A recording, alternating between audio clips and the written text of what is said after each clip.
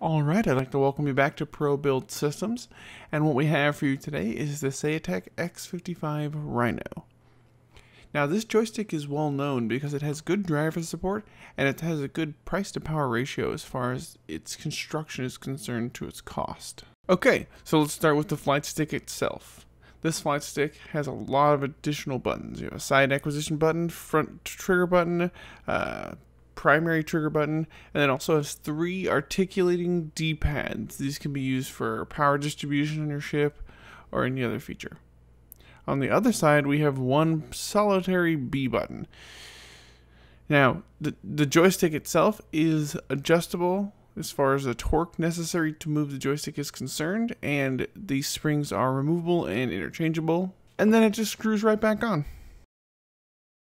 Alright, so we'll start on with the thruster with these high quality metal crafted toggle switches, 2 left to right knobs, a 3-phase profile switch, 2 directional pads, and then a 3rd rubberized nubbin style directional pad, a single click button that I use for boost, a 2-phase knob, and then you have these 2 dials on the top and bottom that go from left to right. Also, you could click them down. That's what I use for disengage weaponry.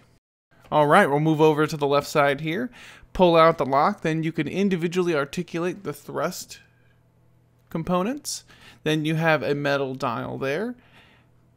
That's programmable. Then here, this is a torsion bar that allows you to determine how much push you have to push up to use the throttle.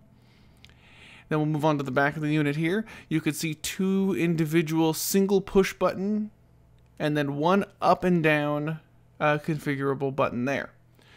Now onto the front. The push on the unit feels very solid. The unit feels very well engineered.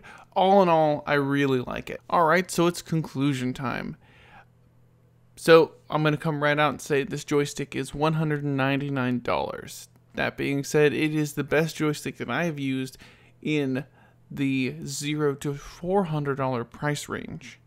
That has to do with the build of the joystick, its responsiveness, in addition to its driver support.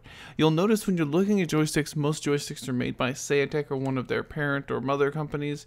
That's because they bought up a lot of the peripheral companies.